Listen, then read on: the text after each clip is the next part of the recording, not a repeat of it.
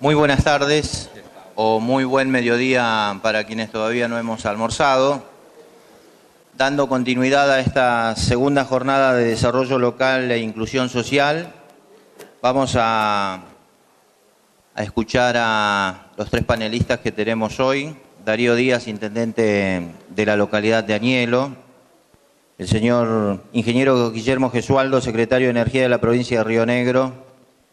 Y el señor ingeniero Guillermo Coco, ministro de Energía y Servicios Públicos de la provincia del Neuquén. Desafíos regionales frente a las políticas energéticas. Este tema es el que van a abordar los tres panelistas.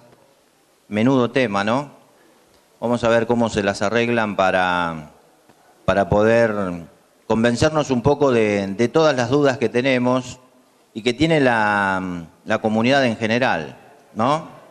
El impacto de las energías en las comunidades y el desarrollo sustentable de dichas comunidades. Por eso le vamos a dar la palabra en este preciso instante a Darío Díaz, intendente de la localidad de Añelo, que nos va a explicar y nos va a comentar sobre estos nuevos desafíos en esta pequeña localidad que está generando tantas expectativas a nivel internacional. Darío, te escuchamos atentamente. Muchísimas gracias. Muy buenos días. Gracias al rector por la invitación. Y bueno, desde nuestro humilde lugar, como intendente de la localidad de Añelo, que hoy es el foco y el ingreso a lo que es el yacimiento Vaca Muerta, que todo el país hoy habla, en el país y en el mundo se está hablando de este gran yacimiento, de este gran descubrimiento, de esta gran posibilidad que tiene todos los argentinos, la República Argentina, de ser autosustentable, autoabastecimiento energético. Y bueno, yo vengo a comentarle lo que vivimos en la parte social, cómo vivimos los intendentes, que estamos en una localidad tan chica como Añelo, que cuando ingresamos como intendente era una población de entre 2.500 habitantes hace 2 años, y hoy estamos cerca de los 6.000 estables y una población que ingresa y sale todos los días alrededor de 5.000 operarios que viajan por las rutas. Realmente las expectativas y el crecimiento y el desarrollo y las posibilidades que se empiezan a encontrar en estos pueblos y que hoy nos toca dirigir, realmente son un desafío enorme. Nos entusiasma. Pero también como intendente, y siempre decimos que en los pueblos estamos en el llano, en el cara a cara todo el día con el vecino, con la problemática de la gente y de las personas que las más arraigadas, las que hace muchos años viven en el lugar, y con aquellos nuevos vecinos que empiezan a incorporarse día a día en nuestros pueblos. Entonces, ahí se empiezan a ver las problemáticas sociales, las problemáticas de convivencia, y esto que es el no convencional, este nuevo yacimiento que la provincia del Neuquén, a través de su gobernante, ha encarado muy fuertemente y que se ha empezado a desarrollar. La problemática social, lo primero que se empieza a ver es la falta de estructuras de los pueblos, ¿no? Porque son pueblos que están preparados para una comunidad muy chica, y empezamos a tener falencia absolutamente en todo, precariedad en todos los servicios, tanto en la educación como en la salud, ¿no? Como en la seguridad. En los pueblos que empiezan a crecer demográficamente, va el trabajador con muy buenas intenciones de buscar un sustento, un progreso y un porvenir para su familia, y también entra aquel que busca otras cuestiones, porque la situación económica del trabajador, y más en el petróleo hoy, realmente empieza a ser muy sustentable, y también es muy tentador para aquellos, por ejemplo, el tema de las drogas, que en los pueblos más chicos es muy notorio y muy visible. Entonces son problemas sociales que se empiezan a generar. La convivencia, generalmente un pueblo petrolero, que ustedes saben y la mayoría que conocen, generalmente terminan siendo un desastre, o son pueblos sucios, ¿no? Porque no tenemos ese sentir de arraigo, tenemos mucha gente foránea, mucha gente que ingresa y sale, entonces no hay un arraigo. Entonces todos los días se reniega con ese tema. En cuestiones de convivencia diaria. Entonces, ¿qué hemos hecho nosotros en Añelo? ¿Qué estamos adoptando en Añelo? Venimos trabajando y venimos planificando y proyectando. O sea, vemos que no hay una fórmula mágica para desterrar esto, sino lo único que hay que hacer es planificar y proyectar a futuro. Y la relación entre el Estado y el privado es donde se ha estado hablando mucho en esta mesa, es donde empezamos a interactuar, lo público y lo privado. O sea, cómo ingresa el privado, el sector empresarial, el sector de inversiones, porque empiezan a aparecer todas las inversiones inmobiliarias, la radicación de las empresas, se empieza a generar otra actividad económica y ahí es donde tenemos que empezar a conjugar lo público y privado. Con el desarrollo y el master plan de una localidad como Añelo que se viene proyectando, que está interviniendo ya desde hace un año que estamos trabajando con la Fundación YPF, con el COPAD, el organismo de planificación de la provincia del Neuquén, con el Ministerio de Jefatura de la Nación y el BID, que desde esa forma se han aportado los profesionales a través de la Fundación YPF, los profesionales que necesitamos que nos ayuden. Porque los gobernantes en los pueblos chicos somos personas muy comunes, somos vecinos, el cuerpo ejecutivo como el legislativo, que son los que tienen los dos poderes que tienen que organizar, dictar sus propias leyes para planificar y proyectar un pueblo, también son personas comunes, con un nivel de estudio estamos hablando de un perito mercantil o algunos que ni siquiera han terminado el secundario, porque en los pueblos la gente elige a su gobernante porque lo conocen, por lo que ha hecho o por lo que no hizo. No se ve cuál es la matrícula, qué profesionalidad tiene, de qué es. Entonces, es muy importante y por eso me animé a estar acá hoy de la universidad, de que la universidad esté interesada en la problemática social, de lo que pasa con este gran desafío que vamos a surgir en la región, en la provincia de Neuquén, Río Negro y en la Argentina. Es sumamente importante el aporte de los profesionales, de la gente que estudia, de los académicos, en nuestra gestión para que nos ayuden y nos orienten. Nosotros podemos hablar desde el sentido común, de lo que nos pasa día a día, de lo que le pasa al vecino, pero hay aportes. Hay cuestiones, un ejemplo muy claro. Nosotros en Añelo hemos empezado a hablar de FOD y de FOS, que la parte de arquitectura saben muy bien lo que es. Nosotros en el 2012 no teníamos ni idea que era el FOD y el FOS. Entonces son todas cosas que se van aprendiendo en el camino y el aporte de los profesionales de las universidades es sumamente importante para estos crecimientos, estos desarrollos. ¿Cuál es el temor que uno tiene? Generalmente el temor a equivocarse, no el temor a la gente o lo que va a hacer, sino el temor a equivocarnos, porque nosotros la responsabilidad de las acciones nuestras, de las que nosotros determinamos, las decisiones que tomamos como cuerpo ejecutivo legislativo dentro de un pueblo tan chico, con una proyección tan grande, puede ser perjudicial o no perjudicial para el futuro de una localidad. Y también las acciones dentro de los pueblos y dentro de la comunidad también repercute dentro de lo que es la actividad o lo que se va a desarrollar.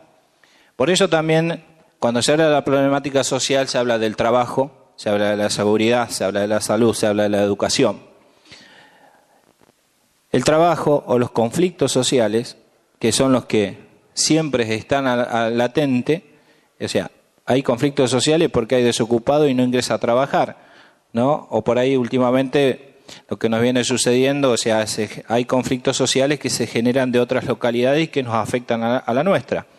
Entonces, el tema del trabajo es una de las cuestiones que hemos trabajado muchísimo, de dónde la gente, cómo viene, cómo se inserta, qué nivel de capacitación, profesionalismo tiene para poder estar en competencia en el mercado que se viene abriendo, que es el no convencional y con la nueva tecnología y todas las posibilidades que hay. Cuando los conflictos sociales empiezan a generar en otras localidades o cercanas o cortes de ruta, realmente empieza a pararse todas las actividades, ¿no? Y eso genera pérdidas al desarrollo y por ende también a todos los ámbitos de los organismos provinciales o nacionales. Entonces hay que abarcar toda la problemática y para eso también lo que se viene planteando desde Añelo es trabajar con los ministerios de trabajo, con la subsecretaría de trabajo, con el sector privado, con el sector empresarial y también con el sector gremial. Hay que articular absolutamente todas las acciones y ya lo que era un problema de una localidad ya se empieza a divisar que es un problema regional. O sea, estamos hablando de que ya el trabajo en Añelo ya empezamos a divisar un problema regional, tanto de la zona de San Patricio del Chañar, de Cutralcó o de Rincón de los Sauces. Realmente la situación social o de medio ambiente, ustedes saben que nosotros somos responsables del medio ambiente en los municipios y también dentro de nuestra zona de injerencia. Entonces también hay que armar toda la estructura y se necesitan profesionales. La provincia del Neuquén es una de las provincias que mejor legislación tiene en medio ambiente y hace muy poco ya se instalaron los inspectores en la zona del yacimiento de vaca muerta para controlar toda esta actividad. O sea, porque las leyes están, hay mucho trabajo de mucho tiempo, pero como cualquier ley, si no se controla, tampoco se aplica. Y muchas veces los errores son humanos y no de papeles. Entonces, siempre la actividad del medio ambiente, que es una de las cuestiones que siempre se está hablando, con respecto a este yacimiento, al no convencionar al fracking, una de las decisiones que ha tomado el gobierno de la provincia de Neuquén, que me parece bárbara, es instalar los inspectores en el corazón del yacimiento para controlar que sus propias leyes y los acuerdos se cumplan y que se cuide y se proteja el medio ambiente. Intendente, 2 minutitos para cerrar su exposición y ya se va preparando el secretario de Energía de la provincia de Río Negro, el ingeniero Guillermo Gesualdo, por favor. Perfecto. Podríamos, dentro de la planificación, podríamos estar hablando todo un día de todas las problemáticas porque uno empieza cómo reforzar la economía local, cómo reforzar los problemas sociales, cómo atacar los problemas.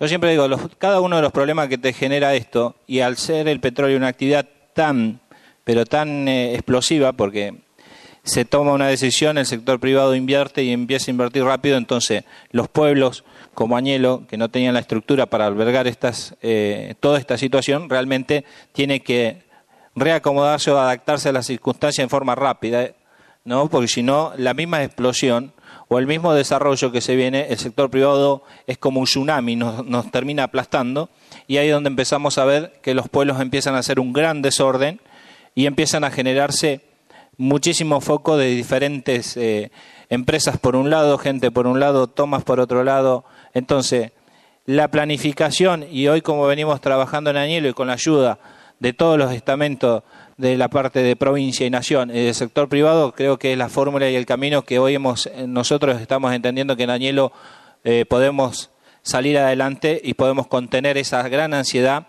y también esa contraparte del vecino común que es muy arraigado y que ve todo ese movimiento que va a la despensa y ve que el que está comprando lo de él no lo conoce. Es uno de los primeros impactos que tenemos en los pueblos chicos. Vamos a la despensa, no conocemos quién está. Vamos a la estación, ya hay mucha más gente que no la conocemos.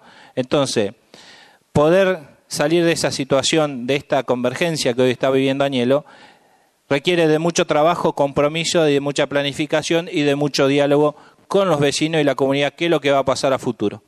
Y realmente, cuando yo digo que estamos entusiasmados, que estamos apostando para adelante y por eso que le dedicamos mucho tiempo, creo que el futuro para Añelo, para la provincia de Neuquén y para los argentinos realmente es muy lindo. Agradecido por esta invitación. Me parece bárbaro que la universidad esté atento en esta situación, en estas problemáticas sociales y que por uno los explica del ámbito de lo común, del sentido común, de lo que vivimos todos los días en cada uno de los pueblos chicos. Así que muchísimas gracias por su atención y será hasta la próxima.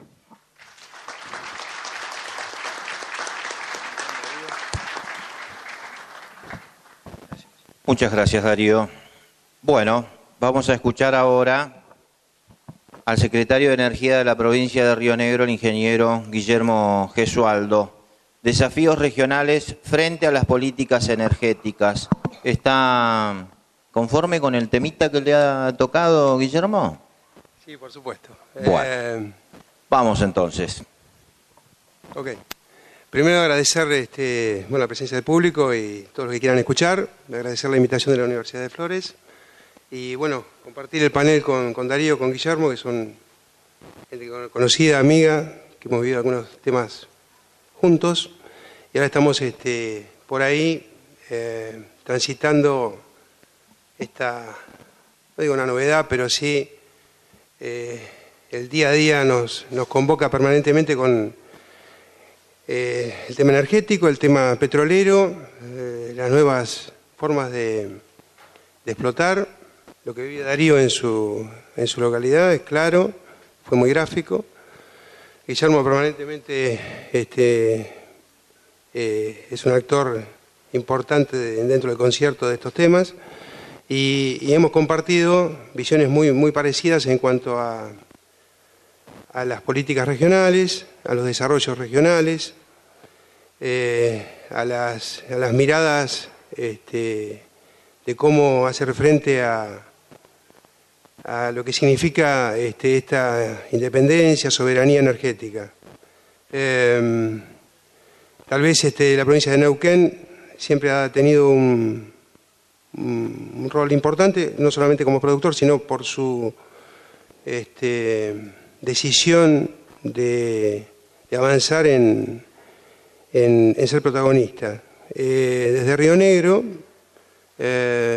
hace un tiempo atrás, a partir de la decisión, creo que muy acertada del gobernador de TICNEC, llevar adelante una política de incluir los recursos naturales, las producciones energéticas, a partir de tomar también como eje la minería y poner en marcha lo que significa la Secretaría de Energía como una Secretaría de Estado.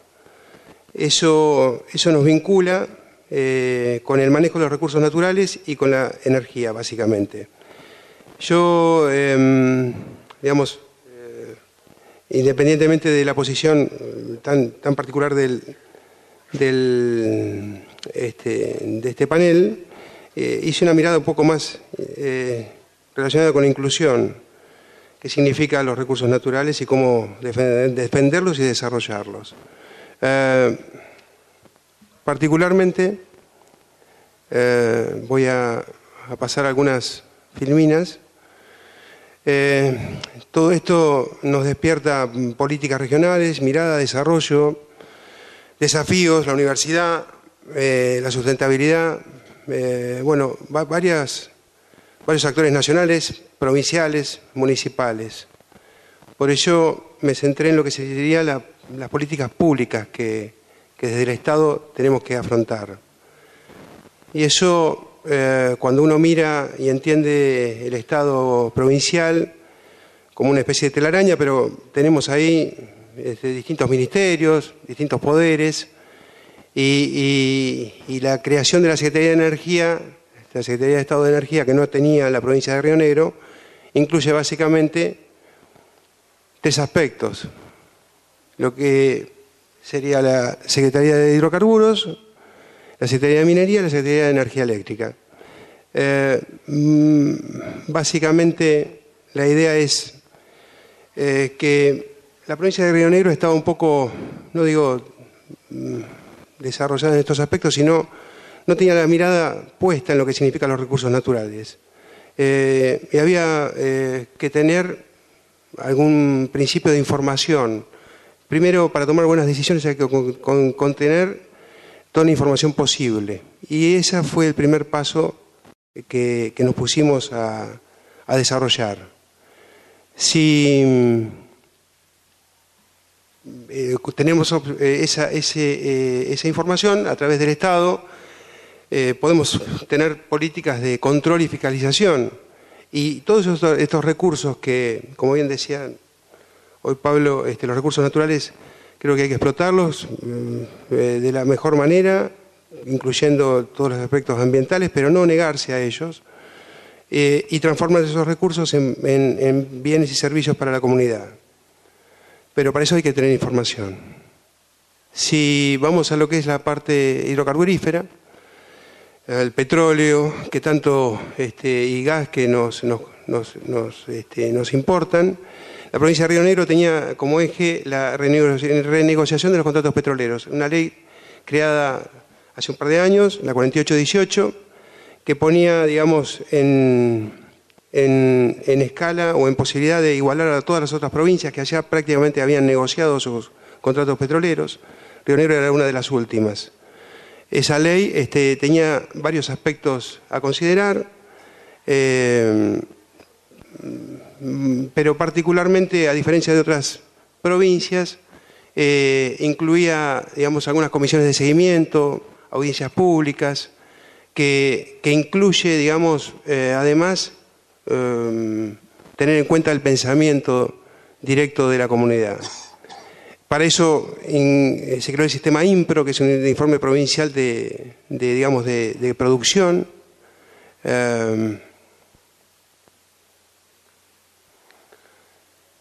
Incluso cuando se habla de que el Estado tenga un rol preponderante, desde la Secretaría se impulsó un decreto de un derecho de preferencia para la recuperación de áreas para el Estado. Muchas veces nos preguntamos si las empresas están desarrollando bien sus actividades, y para ello se pensó en tener claro que si las empresas no renegocian, esa posibilidad queda a cargo del Estado como una especie de fair refuse, de tener el derecho de preferencia. Poner a la empresa provincial en valor, es decir, la empresa provincial desde el año 95 de IPSA, pero básicamente nunca había tenido una participación importante. Bueno, en este nuevo rol preferenciamos que las empresas que renegocien participen a la empresa provincial de alguna manera, el tan llamado carry, o con participación en inversiones, particularmente lo que hicimos con el contrato de Petrobras. Activamos las comisiones de enlace, que estaban dormidas, y convenios con universidades. Eso Pablo Borlaki conoce el tema, ya lo vamos a hablar. Y trabajamos muy en conjunto con otras organizaciones del Estado. Esto nos permitió, por ejemplo, un detalle de la renegociación con Petrobras, es una renegociación muy importante para la provincia, que está hoy en la legislatura a consideración, pero particularmente rescata el aporte social a los municipios y a las comisiones de fomento. Hay una mayor producción de petróleo y gas, y hay un compra rionegrino que se representa casi en el 80% no solamente de las empresas, sino de la población económicamente activa que va a participar. Ahí tenemos un corte estratigráfico que hicimos con la universidad, la integración con la Universidad de Río Negro, donde la cuenca neuquina está trazada, y podemos tener información para comparar con lo que las empresas nos proponen. Incluso hoy Río Negro posee datos concretos, casi permanentes, de cada producción pozo por pozo. Sabemos perfectamente cuántos pozos son activos, cuántos están en espera, cuántos son de inyección, y particularmente podemos evaluar mes a mes cuáles son los desvíos, en más o en menos en la producción. Eso hace que esta información nos permite tomar decisiones. Ahí lo vemos claramente, todas las áreas que están en explotación, en petróleo y en gas. El más y el menos, cuáles producen más y cuáles producen menos. Esa información no se tenía en la provincia de Río Negro. También, por ejemplo, podemos agarrar un yacimiento, tomarlo y verificar la cantidad de pozos que están activos y ver en ese pozo particularmente cuál es la producción diaria o mensual, y que nos permite decidir sobre estos temas. Esa información es compartida con los municipios. Básicamente, acá en la provincia de Río Negro hay municipios productores que reciben regalías directas en función de la producción, y ha permitido crecer en las regalías desde el año 2011 prácticamente más del doble en lo que recibe la provincia de Río Negro mensualmente. Vamos a la energía eléctrica. La energía eléctrica, la Secretaría de Energía Eléctrica tiene, digamos, aspectos muy importantes relacionados con las políticas de desarrollo energético, de distribución y transporte en la provincia. La provincia tiene una empresa distribuidora, que es Edersa, y un par de cooperativas, la de Bariloche y la de Río Colorado, pero que tiene concesionados sus servicios de distribución. Pero las políticas de cómo y qué hacer con la energía eléctrica está direccionada a través de la Secretaría de Energía Eléctrica, y hoy tenemos, por ejemplo, un convenio de convergencia donde se prevé que se reciban casi 200 millones de pesos en obras. Hubo un actor principal que tenemos dentro de la provincia, es el EPRE, donde acciona directamente con las distribuidoras. Y tomamos algunas consideraciones con respecto a las energías alternativas. Yo quería incluir este tema particularmente con lo que significan las economías y estos aspectos tan de trazar lo que sería las energías renovables con las no renovables. Hay un refuerzo en la red de energía del Alto Valle y la interconexión con inclusión de provincias hermanas, en el caso de Neuquén, entre Bariloche y Villa Langostura, y en el caso del Bolsón, con la zona del Esquel. Eso es lo que mencionaba, los 200 millones de la convergencia, que permiten tomar políticas de desarrollo. Pero quería mencionar lo que significa una obra que inauguramos hace poquito, que tiene que ver con unas usinas híbridas en la zona de Laguna Blanca, Pilcanilleu, del Limay y Cañón Chileno, que permite tener energía durante 24 horas al día, cosa que no tenían esta gente, que estaban muy aislados. Y con el INVAP hemos creado o hemos trabajado con el desarrollo tecnológico de Cutralcó. Hace poquito hubo una inauguración de unas plantas. Y la inclusión de Eólica y Rionegrina como una empresa que va a desarrollar juntamente con el INVAP en el Cerro Policía un desarrollo de casi 17 megas para aportar al sistema interconectado nacional en energía eólica renovable. En la minería, voy más rápido porque seguramente vas a cortar en un ratito. Por favor. Hubo una reforma en el Código de Procedimientos Mineros, la regularización del sector ladrillero, encuentros de la minería rionegrina, proyectos conjuntos con la Universidad de Río Negro. Esto tiene que ver justamente con el desarrollo y el aporte e inclusión social. Fuera de los grandes proyectos mineros que puedan existir en el país o en la provincia, teníamos una mirada muy positiva con respecto a la inclusión de la minería en pequeña escala. Justamente con Naciones tenemos el plan minero social y de huellas mineras y nos permite haber talleres permanentes. Esto es lo que significa la huella minera, que es llegar a cualquier lugar y manteniendo los caminos rurales y de acceso a las minas. Y hemos avanzado muchísimo en la estadística minera real. Sabemos perfectamente cuáles son el registro de productores mineros y cómo aportan cada uno al desarrollo.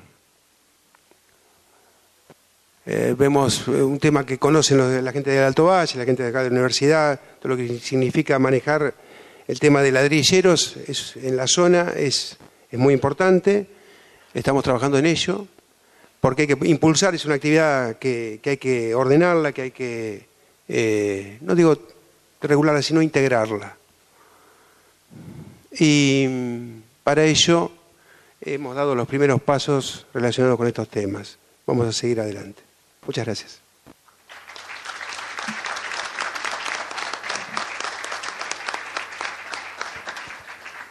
Bueno, hemos tenido prácticamente una muestra de cómo se lleva adelante y se ejecuta una política de Estado en esta materia energética, teniendo en cuenta una provincia como Río Negro, en donde solo se ha hablado durante tanto tiempo de fruticultura, nieve y mar, ¿no? Así que más que valorable este trabajo que ha hecho Guillermo, teniendo en cuenta que, insisto, durante mucho tiempo en la provincia de Río Negro se ha hablado sobre fruticultura, nieve y mar. Y hablando de política de Estado, vamos a presentar ahora al ingeniero Guillermo Coco, que es el ministro de Energía de la provincia del Neuquén, y que, bueno, ya saben todos lo que conlleva tamaña responsabilidad. Desafíos regionales frente a las políticas energéticas. Ingeniero Guillermo Coco, ¿qué tiene para decirnos? De todo, gracias. Gracias a la Universidad de Flores por haberme permitido este espacio, esta mesa de debate con Darío, con Guillermo. Darío nos conocemos de la gestión, con Guillermo nos conocemos de hace mucho tiempo. Hemos compartido muchas cosas y gracias a ustedes por también compartir este espacio con nosotros y permitirnos que nosotros nos podamos expresar. Yo vengo siguiendo porque indudablemente como ciudadano nos le interesa, y ya cuando entramos en épocas electorales, quién va a ser el próximo presidente de la República Argentina, cuál va a ser la próxima administración. Entonces uno empieza a escucharlos, a verlos, a decir, bueno, a ver a qué tipo voy a votar, a este no.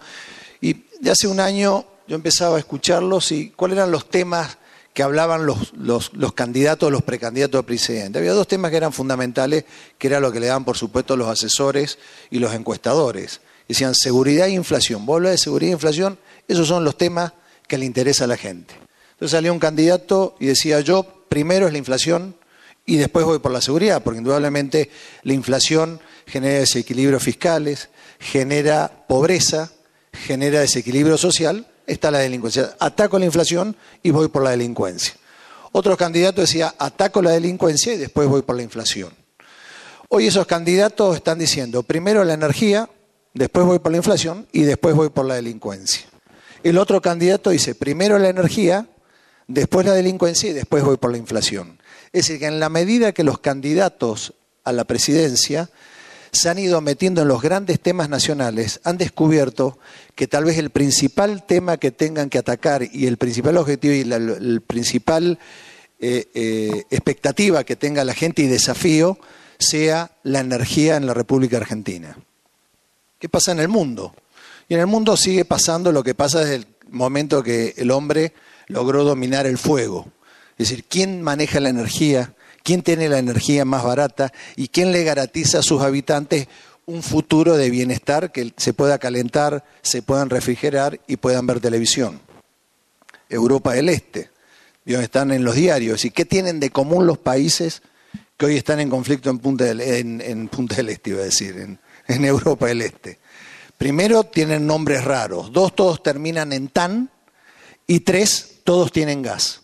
Las principales reservas de gas que va a la Europa central salen de esos países. Es decir, que no solamente hay problemas étnicos, hay problemas de independencia, sino también quién domina esas reservas y esos recursos de gas que hoy alimentan Europa y a un valor que ronda los 9 euros.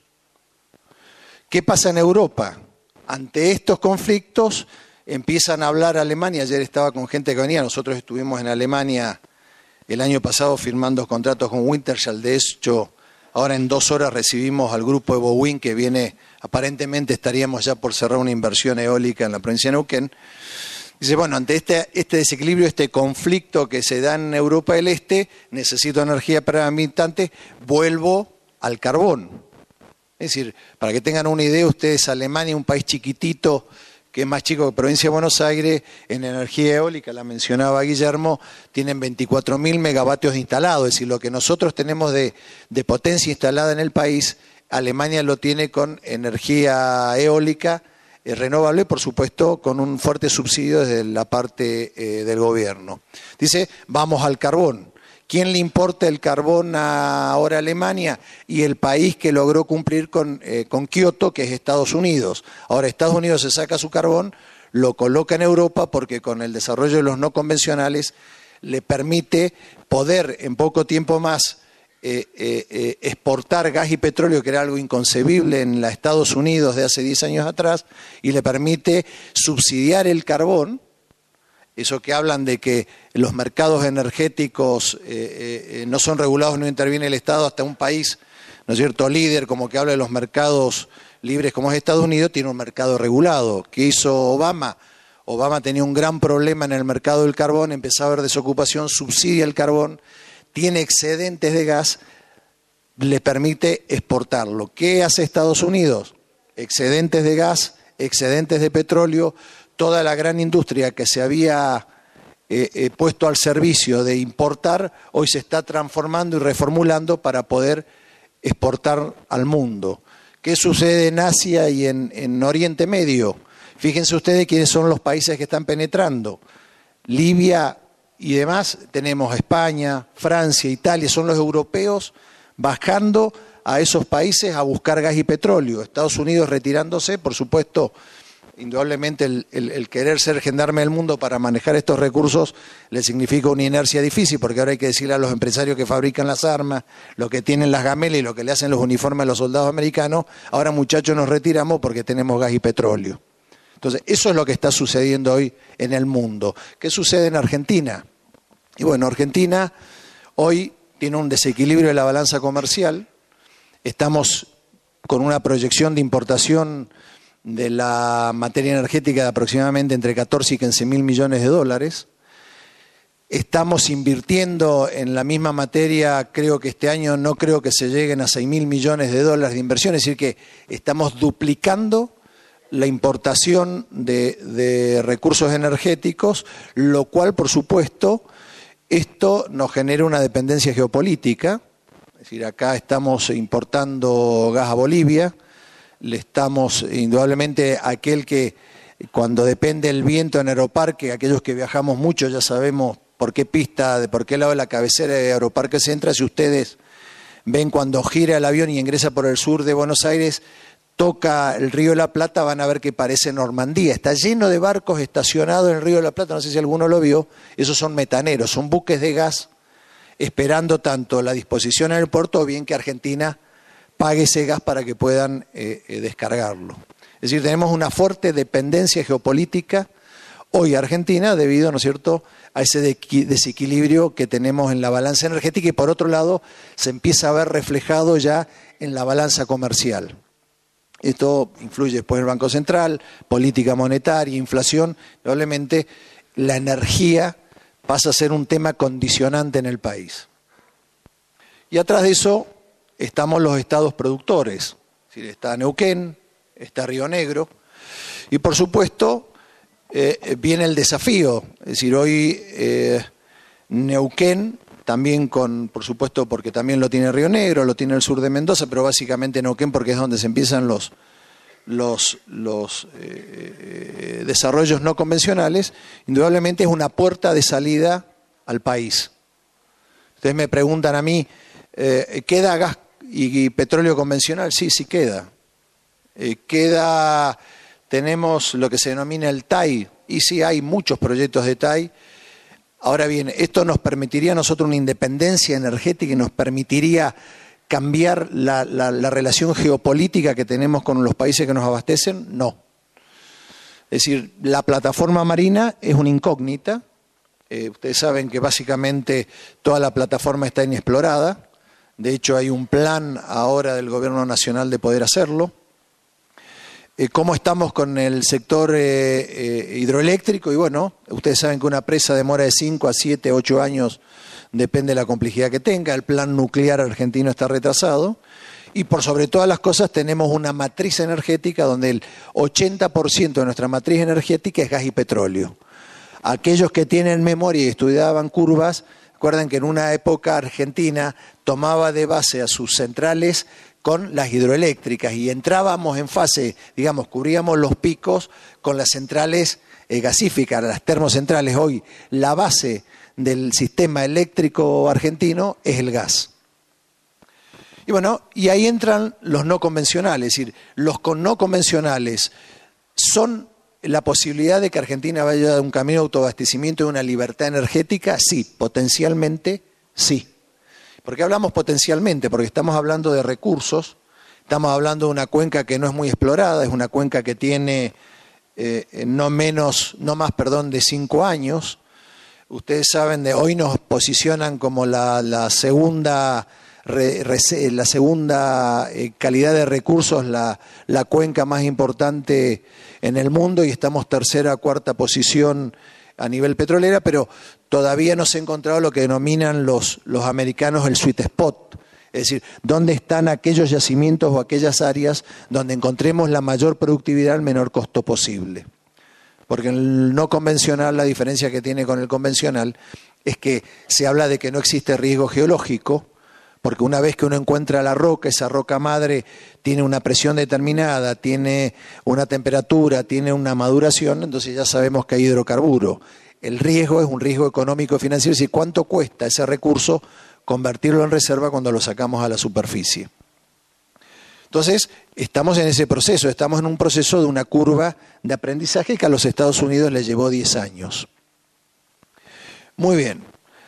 A partir de ahí empieza a generarse la expectativa o el foco de lo que puede significar si estos recursos convencionales, los no convencionales, los transformamos en recursos no convencionales. En reservas, perdón, no convencionales. De poder hacerlo, Argentina tiene la gran posibilidad, no digo de que a mediano plazo podamos exportar, pero sí podemos ser un país autosuficiente desde el punto de vista energético. Y lograr quebrar esa dicotomía de lo que significa un país con energía, un país energético. Argentina no es un país energético, es un país que tiene posibilidades de tener energía, tiene posibilidad de tener petróleo, tiene posibilidad de tener gas. A partir de eso, tenemos, ¿no es cierto?, el gran desafío del gobierno nacional o de las administraciones nacionales. Y yo esto hablo del gobierno nacional porque hablo de un gobierno, hablemos de un gobierno federal, es decir, acá no tomemos quién gobierna o no gobierna, sino cuál es la participación y cuál es el desafío que tienen los gobiernos federales y los gobiernos provinciales, productores de petróleo. Si yo quisiera llevarlo a esto a algo similar, podríamos ir a Canadá en la década del 90, cuando comienzan los desarrollos de lo que se denominan los crudos pesados. Es decir, son aquellos crudos en los cuales está el petróleo con la arena, ¿ves? Se hacen descubrir, aparecen las tecnologías en Canadá en la década del 90 y empiezan los grandes desarrollos de los yacimientos. Entonces, el gran debate, ¿quién es el dueño del recurso? El gobierno federal canadiense se había olvidado de esos estados, aparecen esos recursos, entonces la gran pelea o es del Estado federal, es de los estados provinciales.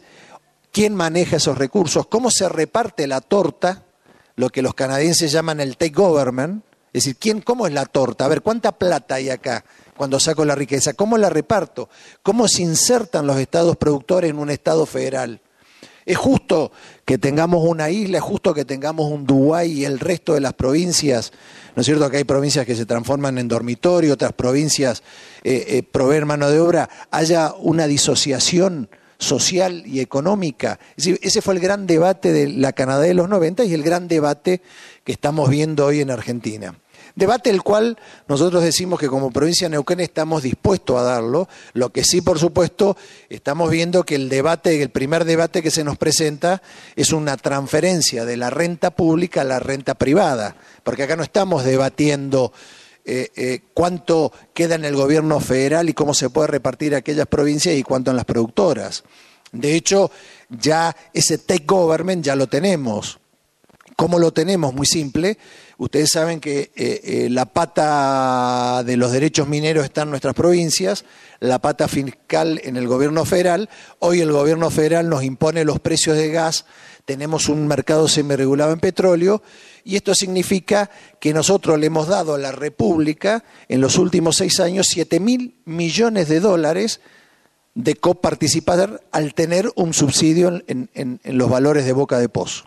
¿Qué pasaría si estuviéramos a precios internacionales? Y bueno, hoy Neuquén tendría regalías tal vez por 4.000 o 5.000 millones de dólares. ¿Es justo que Neuquén tenga regalías por 4.000 o 5.000 millones de dólares? No es justo, porque posiblemente la provincia de Neuquén necesitaría mucho menos que esos 4.000, 5.000 millones de dólares para dar bienestar a nuestra gente, poder tener la infraestructura y después un tema importantísimo, fue importante que Darío abría el debate, Darío con el impacto social, ahora voy a hablar un poquito de eso, porque no es justo tener una provincia rica, no sería justo que, por ejemplo, Río Negro, no obstante que dentro de su matriz que es más diversificada tiene el petróleo, pero que sea el dormitorio de Neuquén, porque la gente viviría acá, se tendría que alimentar, vestir y demás, y va a trabajar y a generar riqueza en Neuquén. O sea que es justo también que todos los estados de alguna manera reciban ese beneficio ganancial que es lo que se denomina la extrarrenta. Ahora, tampoco es justo que directamente las provincias, aquellas que tenemos la suerte de haber nacido y vivido donde hay recursos naturales, tengamos que vivir, ¿no es cierto?, peor de lo que vivimos porque tenemos la suerte de tener esos recursos. Es decir, ¿y por qué digo esto? Hoy, ¿cómo se reparte la coparticipación federal? Un 70-30, 70% el gobierno federal, 30% se llevan los estados provinciales. Por otro lado, nosotros, por tener la suerte de tener recursos naturales, somos las provincias que menos coparticipación nos llevamos. Creo que estamos alrededor del 2%, no sé si llamo Titina Ruiz, que está ya nuestra contadora general, nos puede decir, pero estamos alrededor del 2%, creo, de la torta general. ¿Por qué? Porque tenemos recursos naturales. Y ahora nos imponen que por tener estos recursos naturales, esta torta que tenemos, esta renta que tenemos, nos piden que la achiquemos. Nos piden que bajemos ingresos brutos, nos piden que saquemos sellos, que demos la posibilidad de bajar nuestras regalías, que no cobremos el valor de la tasa de oportunidad de los commodities, de los recursos en el subsuelo, donde en todo el mundo se cobra. Este paradigma lo rompimos con la administración nuestra en el 2008 cuando creamos la 2615 y dijimos, señores, el valor de los recursos en el subsuelo y sobre todo cuando son renovables se paga, pues se paga en el resto del mundo, porque usted no lo va a pagar acá en Argentina. Y de hecho, a partir de ahí se empezó a pagar ese valor. Bueno, todo eso que hoy nos sirve a nosotros para poder educar, salud, seguridad, que de hecho ustedes saben muy bien que hubo una transferencia de la responsabilidad en cuanto a salud, en cuanto a educación, seguridad y demás a las provincias. Que lo hagamos bien y mal es harina de otro costal, pero es responsabilidad de los estados provinciales hacer frente a estas cuestiones. Si vamos a perder esto, imagínense en la situación que nos encontramos. Y es mucho más grave si todavía tenemos que desarrollar o aceptar el desafío del desarrollo de los no convencionales en nuestras provincias. Estuve hace 15 días en Washington invitado con el Banco Mundial para poder mostrar, ustedes saben que directamente hemos trascendido la provincia, se ha trascendido y también directamente nos invitan a foros internacionales. Y en esa conferencia no se trataba, eran temas técnicos, geológicos, sino que era cuáles eran los impactos sociales que se producían en los estados donde habían desarrollos masivos de energías no convencionales.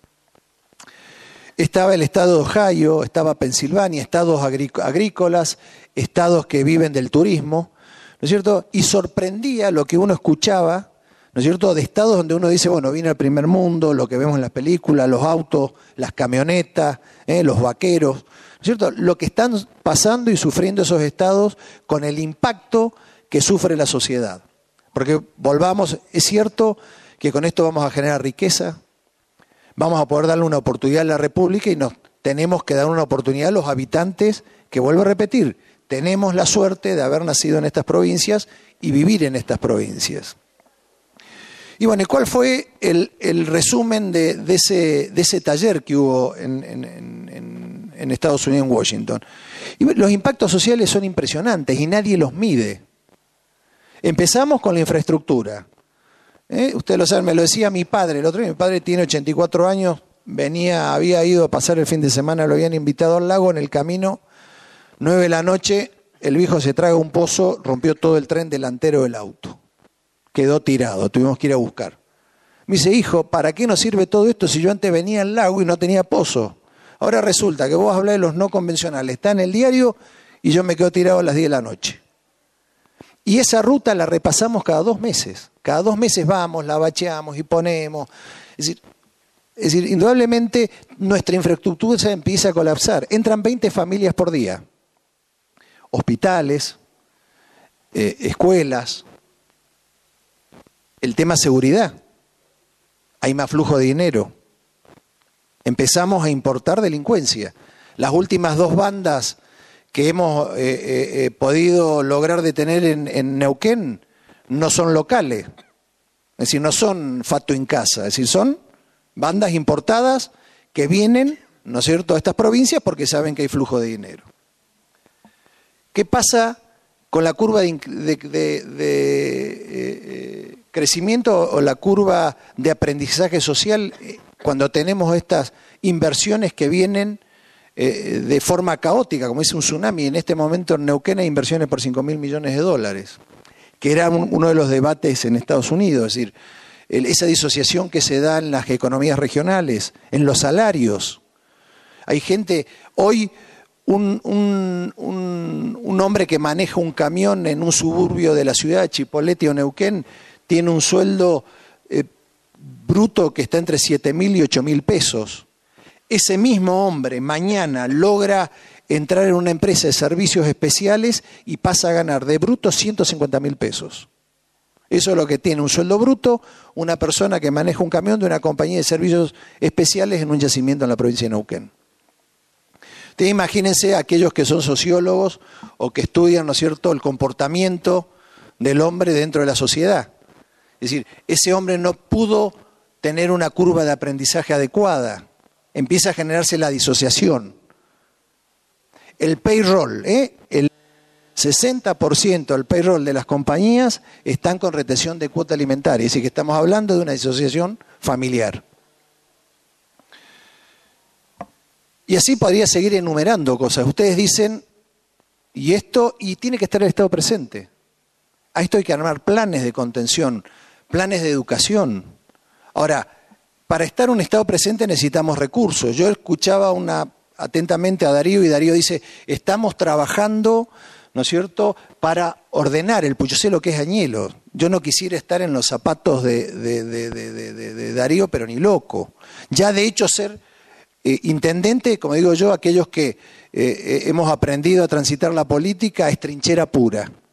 Y más en esos pueblos, porque lo conoce la vecina, lo paran en la calle. No pueden ni ir a la panadería, ¿no es así, Darío? No salí de tu casa.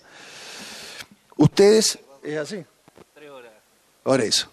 Entonces, tiene que estar, y yo lo escuchaba a Darío que decía, bueno, y estamos organizando y está la Fundación YPF trabajando con nosotros. Y a mí me espanta. No porque sea YPF, me espanta la falta de presencia del Estado. Es el Estado el que tiene que estar presente, no la fundación de una compañía. Eso es lo que los Estados, es el gran desafío de las próximas administraciones. Es decir, ¿de qué manera está el Estado presente? Nosotros tenemos que estar siempre un paso adelante de los problemas que vamos a tener. Porque ya digo, esto hay mucho beneficio. Y ustedes dirán, tipo ministro de Energía hablando de estos temas. Pero hablo de estos temas, pues son los temas que van a venir. ¿Y de qué sirve tener un Ministerio de Energía, o de qué sirve tener regalías, o de qué sirve poder hacer una ruta, si es que lo podremos hacer, si tenemos estos problemas sociales? ¿De qué sirve para nuestros hijos? Los temas ambientales. Es decir, yo he sido un ferviente entusiasta del desarrollo de los no convencionales, pero también paralelamente a esto hemos ido trabajando con la preservación del ambiente. Porque yo vivo en Neuquén. Tomo agua, mis hijos toman agua en la canilla, van a jugar un partido de fútbol y no toman agua mineral, toman agua, nos bañamos, salimos y vamos a pescar. ¿Quién no le gusta ir a pescar? ¿Quién no va a comer una asado? Porque vivimos en Neuquén. Como yo dije en un artículo, me criticó, yo no tomo un avión a la mañana como toman algunos y a la noche vuelven a tomar ese avión y ni siquiera pernoctan en nuestras ciudades. ¿Quién sabe los problemas que tenemos los neuquinos o que tienen los rionegros? Solamente lo sabemos nosotros. Y ahí las políticas de Estado. Y es la gran lucha que tenemos como filosofía. La política de Estado, mal o bien, la hacen los hombres de Estado. No las hacen ni los empresarios, no las hacen ni los líderes sindicales. Y esto, tomo líderes sindicales, no quiero hablar, no estoy hablando de Guillermo Pereira. Guillermo Pereira está haciendo política. Después va a tener que elegir o ser secretario general o ser político. Pero digamos, esto hago un paréntesis porque siempre me mezclan con Guillermo Pereira. Pero básicamente, ¿qué quiero decir con esto? Las políticas las hacen los hombres de Estado, mal o bien. Después son ustedes los que eligen esos hombres de Estado. Como yo digo, ¿cuál es la diferencia de una corporación? Yo trabajé muchísimos años en corporaciones. Entre una corporación y el Estado. Los dos somos corporaciones. Solamente que una tiene un bien ganancial que es la plata, el bien ganancial de los políticos son los votos. Y los votos se logran, ese es el beneficio de nuestra corporación, en función de las políticas de Estado que llevamos. Si nosotros dejamos que las compañías sean los que nos marquen las políticas de Estado, los que nos escriban los borradores de las leyes, y les digan a nuestros intendentes o les digan a nuestros gobernantes lo que hay que hacer, estamos mal. Y vamos mal. Y no vamos a tener un buen final. Entonces, por eso digo, esto no es la panacea. Tenemos una oportunidad grandísima Argentina y tiene una oportunidad muy grande los estados, pero tenemos que ser lo suficientemente inteligentes para que esto se transfiera en un bienestar para todos los habitantes de la República. Si va a ser para el resto de los habitantes de la República, que lo sea también para los habitantes de los estados productores. Y si este beneficio va a ser para los habitantes de los estados productores, que sea para la República. Nosotros no estamos en desacuerdo en compartir. Ayer hablaba me invitó a tomar un café en Buenos Aires un precandidato, o ya es un candidato, y me decía, bueno, pero ¿cuál es la posición de Neuquén? Le digo, mire, la posición de Neuquén es muy simple. Primero, no repartir lo que todavía no tenemos. Y segundo, nosotros no estamos en oposición a la renta, no repartirla. Por supuesto que sí, es decir, esa extrarrenta debe ser de la República, pero es las provincias productoras las que deben transferir la renta a la República y la República es la que tiene que repartir esa riqueza en el resto de los habitantes. Ahora, si lo hacemos al revés, va a ser imposible poder llegar a un acuerdo. Y esto, ya vuelvo a repetir, no es una cuestión de filosofía, sino una cuestión de criterio. Es decir, estamos dispuestos a negociar, estamos dispuestos a debatir cómo repartimos la renta entre los habitantes de la República Argentina. Lo que no estamos dispuestos a debatir, cómo vamos a repartir la renta a los estados productores con las compañías petroleras. Muchas gracias.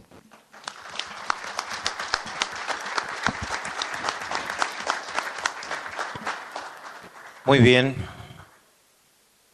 Hemos escuchado a Darío Díaz, intendente de Añelo, Guillermo Gesualdo, secretario de Energía de la provincia de Río Negro, y recién al ministro de Energía, Guillermo Coco, en este panel sobre desafíos regionales frente a las políticas energéticas.